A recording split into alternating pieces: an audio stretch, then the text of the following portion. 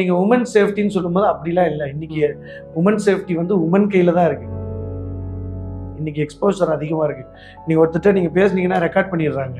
இன்னைக்கு ஒருத்தட்ட நீங்க வந்து பழகுற விதத்தை அவங்களுடைய 5, 6வது மெசேஜ்லயே தெரிஞ்சுக்க முடியும். நீங்க எதுக்காக இவங்கள்ட்ட பேசுறீங்க, என்ன நோக்கத்தோட பேசுறீங்கன்னு. பெண்களோட நாங்களும் பழகிட்டு தான் இருக்கோம். எல்லா பெண்களோட தான் கூட தான் நடிக்கிறாங்க.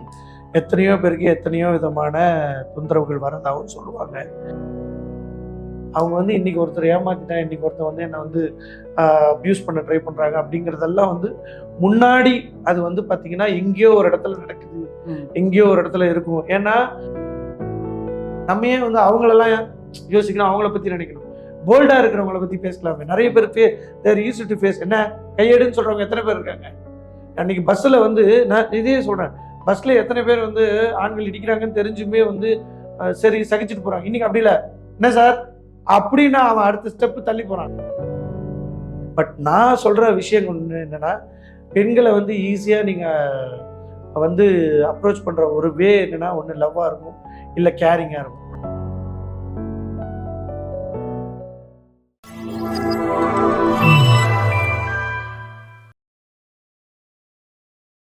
வணக்கம் மக்கள், திஸ் இஸ் விஜய் பிரான்ஸ். நீங்க பார்த்துட்டு இருக்கிறது டேக் ஒன் தமிழ். இன்னைக்கு என் கூட இருக்கிற ஒரு ஸ்பெஷல் கெஸ்ட் யாரு அப்படின்னா, இவர் எல்லாருக்கும் அவருடைய பேர் அழகப்பன்னு சொல்லி இன்ட்ரடியூஸ் பண்றதோட இன்னைக்கு என் கூட சின்னையா அவர்கள் இருக்காரு. அவர் கூட நிறைய விஷயங்கள் பேச போறோம். சீரியல் பத்தி, அவரை பத்தி, அவருடைய கெரியர் பத்தி நிறைய பேச போறோம். வாங்க பேசலாம். வணக்கம் சார். வணக்கம். நடிகர் ஆனதுக்கு அப்புறமா ஒரு நடிகன் வந்ததுக்கு அப்புறம் பல வாய்ப்புகள் பக்கத்திலேயே இருக்கிற வரைக்கும் கபார்னு காணாம போயிடும். இந்த மாதிரி நடிக்க வந்ததுக்கு அப்புறமா ஒரு சில வாய்ப்புகள் வந்து ஏதாவது ஒரு காரணத்தினால பறிக்கப்பட்டதோ இல்லை பாலிடிக்ஸ்னால பறிக்கப்பட்டதுன்னா உங்களுக்கு நடந்திருக்கா? அது பாலிடிக்ஸ்ன்னு சொல்ல முடியாது, என்னோட அறியாமையினாலதான் நடந்திருக்குன்னு நான் சொல்லுவேன். ஓகே. ஏன்னா பாலிடிக்ஸ் வந்து எல்லாருமே பண்ணுவாங்க. ஏன்னா எல்லாருமே சர்வே பண்ணும்ல. இன்னைக்கு வந்து நம்ம கூடயே இருப்பான், நாளைக்கு ஒரு படத்துல பெரிய படத்துல சைன் பண்ணியிருப்பான், சொல்ல மாட்டான். ஆனா ரிலீஸ் ஆகும்போது நம்ம கேட்கும்போது ஒரு இல்லை மச்சான் படம் வெளியில வருமா வராதானே டவுட்ல இருந்தாண்டா. இதுல வேற ரிலீஸ் ஆனா என்னோட சீன்ஸ்லாம் அதுல வருமா வராதா எல்லாருக்கும் ஒரு டவுட்ல இருந்தாண்டா அப்படின் போது நியாயமா தான் நான் நினைச்சேன். ஆனா என் கூட இப்ப என்கிட்ட சொல்ற ஆர்டிஸ்ட் எவ்வளவு பேர் இருக்காங்க. இன்னைக்கு டாப்ல இருக்காரு பத்தியா காமெடியன், இன்னைக்கு டாப்ல இருக்காரு பத்தியா ஹீரோ. இவங்கெல்லாம் ஒரு காலத்துல என் கூட தாண்டா கார்ல வருவாங்க, பைக்ல வருவாங்க, 2 வீலர்ல வருவாங்கன்னு சொல்லுவாங்க. அதுக்காக இன்னுமே அவர் கூட 2 வீலர்லயே போக முடியும்? முடியாதுல்ல. அன்னைக்கு வந்து அவர் கூட சேர்ந்தா நம்மளும் ஜெயிப்போமா நீங்க போயிட்டு இருந்திருக்கீங்க. பட் அவருடைய பாதை கிடைச்சிருச்சு, அவர் அதுல வந்து ஒரு லெஃப்ட் எடுத்து போயிட்டாரு. நீங்க வேற ஏதோ ஒரு காரணத்தினால இன்னும் இங்கேயே இருக்கீங்க. பட் விஷயம் எங்கன்னா நம்ம கிட்டதான் இருக்கு. நம்ம இப்போ வந்து அவன் பாலிடிக்ஸ் பண்ணிட்டான், இருக்கு இல்லாமலாம் கிடையாது. நீங்க அதை வந்து எதிர்பார்க்கும் போதுதான் ஏமாற்றம். நீங்க எக்ஸ்பெக்ட் பண்ணாதீங்க. ஒருத்தன் வந்து நீங்க இருக்கிற மாதிரியே இன்னொருத்தன் இருக்கணும், நம்ம நினைக்கிற மாதிரியே ஆப்போசிட்ல ஒருத்தர் இருக்குன்னு நினைச்சீங்கன்னா அது கிடையவே கிடையாது. நீங்க அந்த தப்பா அவனுக்கு செய்யாதீங்க. நம்மளுடைய ஒரு சினிமாவில் நடிக்க போறோங்கிறதெல்லாம் வந்து படம் பூஜை போட்டு எடிட் ஆகி ஆன் ஸ்கிரீன்ல வரும்போது பாத்தீங்கன்னா, எங்கடா என்னைய காணும், நாங்க ஒரு கவுண்டர் போட்டேனேடா, இல்லையேடா அப்படின்னு. கவுண்டரா நீயே இல்லை, அப்புறம் எப்படி ஒரு கவுண்டர் வரும்? அந்த மாதிரி ஒரு ஃபீல்ட்ல இருக்கும்போது யாருமே உண்மையை சொல்ல மாட்டாங்க. அதுக்காக நம்ம வருத்தப்பட வேண்டிய அவசியமும் கிடையாது. அது சீரியல்ல வந்து சின்ன சின்ன விஷயத்துக்கு கூட அந்த அளவு கோபம் வருமாமே, டேரக்டர்லாம் கோவப்பட்டுருவாங்க, அதெல்லாம் உண்மையா? அது அந்த இது எப்படின்னா, இந்த கோவப்படுறாங்கன்றதை வந்து சூழ்நிலையை பொறுத்து தான். ஓகே.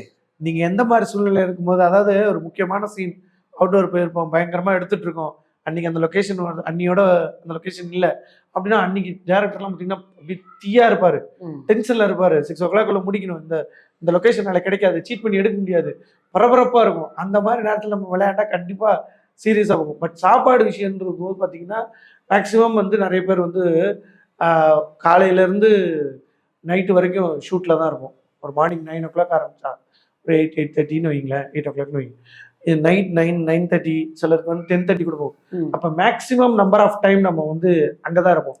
அப்ப அந்த மாதிரி நேரத்துல வந்து ஒரு ஃபுட்டு சரியில்லை அப்படின் போது யாரா இருந்தாலும் ஃபீல் பண்ணுவாங்க. ஏன்னா நம்ம அவங்களுக்காக தானே ஒர்க் பண்றோம், நம்ம அதுக்கு தானே இருக்கோம். சிலர் வந்து தானே வந்து எடுத்துட்டு வந்துருவாங்க. ஓகே, வேணா நான் எதுவும் எதிர்பார்க்கல. ஏன்னா எல்லாருக்குமே வந்து பாத்தீங்கன்னா ஹோட்டல் சாப்பாடு பிடிக்கும்னு பாத்தீங்கன்னா பிடிக்காது. இதெல்லாம் வந்து ஒரு இடத்துல ஒரு மெஸ்ல இருந்து கொண்டு வராங்க, அவங்க பண்றதுதான். அவங்க பண்ணும்போது 50-100 பேருக்கு பண்ணுவாங்க. நமக்கு அந்த டேஸ்ட் அங்க கிடைக்காது. இப்ப எனக்கு என்ன தோணுன்னா, ஒரு ஈவினிங் ஸ்நாக்ஸ் கொடுக்குறாங்க, ஸ்நாக்ஸ் பிடிக்கலன்னா நான் ஏதாவது ஆர்டர் போட்டு சாப்பிட்டுருவேன். இல்லை எனக்கு பிடிச்சதை பக்கத்துல போய் வந்து அசிஸ்டன்ட் அனுப்பிச்சு நீ போய் வாங்கிட்டு வந்துருப்பா அப்படின்னு சொல்லுவேன். பட் கோவப்படுறவங்க இருக்காங்க. நான் வந்து தட்டையே தூக்கி போட்டு போன ஆர்டிஸ்ட்லாம் பார்த்துருக்கேன் நான் சீரியல்ல.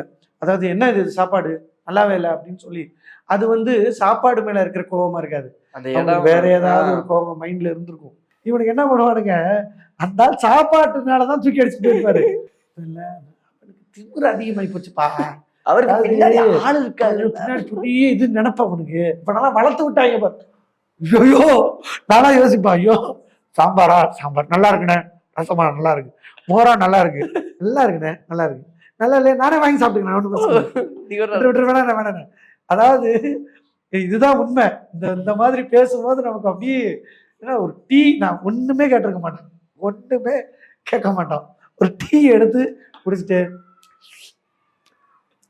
டீ சுமாரா தான் இருக்குல்ல அப்படின்னு உடனே, ஏப்பா ப்ரொடக்ஷனே டீ சுமாரா தான் இருக்காப்பா, அங்க இருந்து அங்க போயிடுவோம்.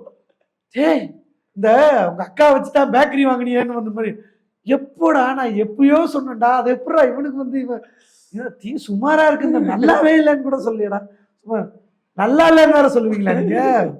ஐயோ இது உண்மையா நடக்கும். நடிகரா உள்ள நுழையிற எல்லாருக்குமே வந்து அந்த ஒரு படத்தோட ஆசை இருக்கும். ஆனா சீரியல்ல வந்ததுக்கு அப்புறமா பலருமே இதை ஓப்பனாவே சொல்லியிருப்பாங்க.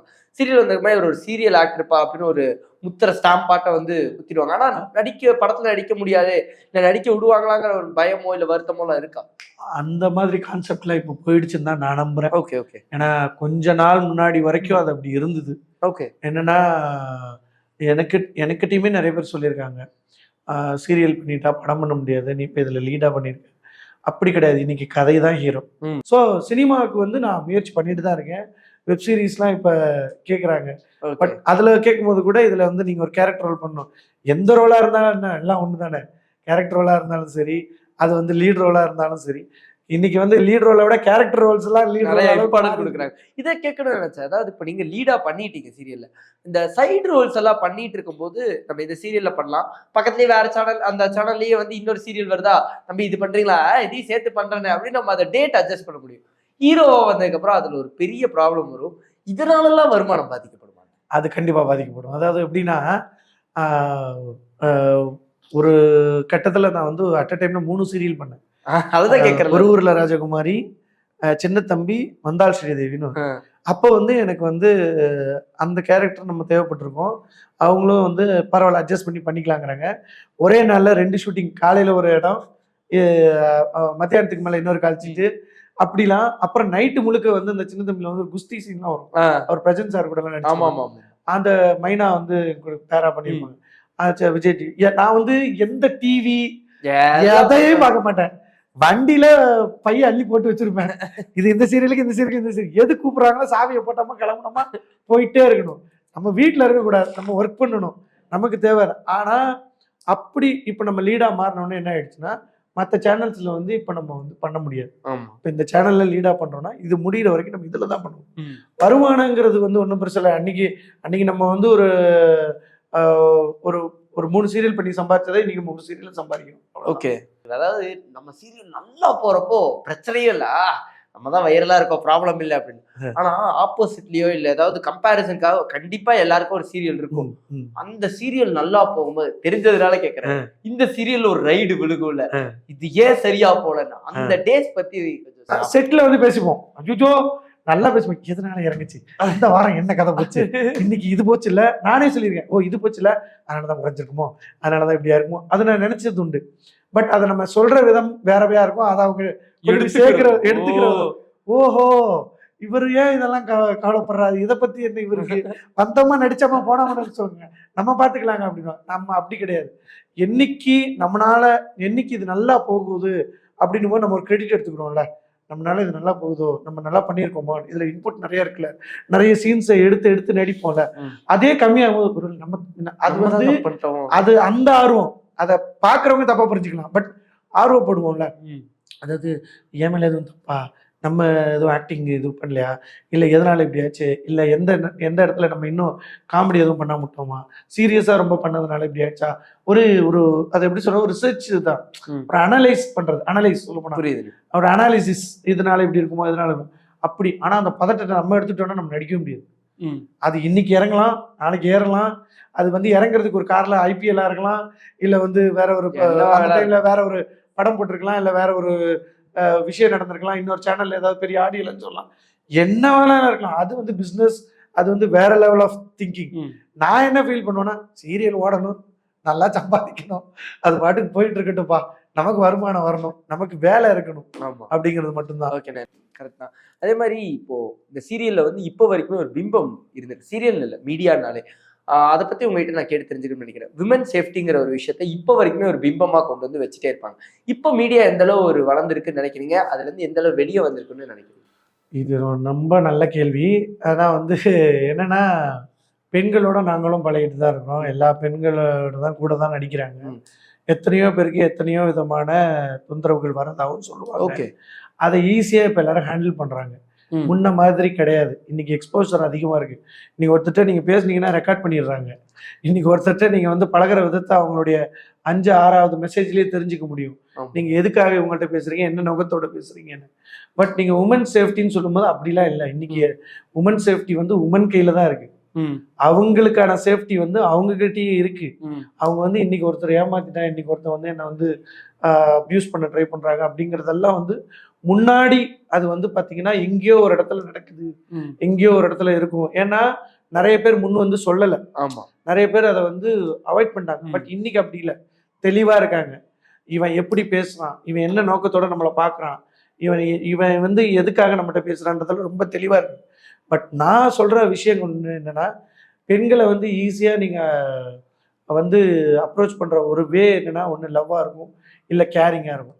நீங்க அந்த கேர் அண்ட் லவ் எப்படிப்பட்டதுங்கிறதுல வித்தியாசப்பட்டுட்டீங்கன்னா, எந்த நோக்கத்துக்காக அவங்க பண்றாங்கிறதுல தெளிவாயிட்டீங்கன்னா, கண்டிப்பா அவங்களுடைய டிராவல் வந்து உங்களுக்கு ஸ்மூத்தா இருக்கும். நம்ம ஏன் வந்து அவங்களெல்லாம் யோசிக்கணும், அவங்கள பத்தி நினைக்கணும். போல்டா இருக்கிறவங்கள பத்தி பேசலாமே. நிறைய பேர் தேர் யூஸ்ட் டு ஃபேஸ். என்ன கையெடுன்னு சொல்றவங்க எத்தனை பேர் இருக்காங்க? அன்னைக்கு பஸ்ல வந்து நான் இதே சொல்றேன், பஸ்ல எத்தனை பேர் வந்து ஆண்கள் இடிக்கிறாங்கன்னு தெரிஞ்சுமே வந்து சரி சகிச்சுட்டு போறாங்க. இன்னைக்கு அப்படி இல்லை. என்ன சார் அப்படின்னா அவன் அடுத்த ஸ்டெப் தள்ளி போறான், பின்னாடி ஒரு 2 ஸ்டெப் பின்னாடி வரான். ஏன்னா என்ன வேணும், என்ன என்ன என்ன பேசும்போதே தெரியுது இல்லை இன்னைக்கு நிறைய பேருக்கு எப்படி நீங்க அப்ரோச் பண்றீங்க. ஏன்னா இன்னைக்கு நிறைய பேர் தைரியமா இருக்காங்க. பெண்கள் எத்தனை பேர் குடும்பத்தை காப்பாத்துறாங்க, எத்தனை பேர் வேலைக்கு போறாங்க, எத்தனை அக்காக்கள் வந்து வீட்டில் இருக்க தம்பி தங்கச்சிலாம் ஒரு ஒரு வீட்டில் ஒரு பொண்ணு இன்னைக்கு வந்து வளர்ந்து பெரிய ஆளாகிறா அப்படின்னா, அந்த பொண்ணு இன்னைக்கு வந்து சம்பாதிக்கிறான்னா அதுவே ஒரு பெரிய அச்சீவ்மெண்ட். இன்னைக்கு வந்து அதெல்லாம் அது அப்போ இருந்திருக்கலாம், அப்போ அது தெரியாம கூட போயிடுச்சு.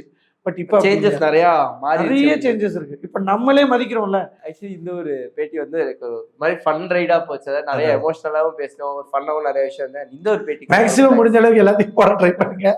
ஆனா என்ன இன்வைட் பண்ணதுக்கு முதல்ல வந்து டேக் ஒன் தமிழுக்கு நன்றி.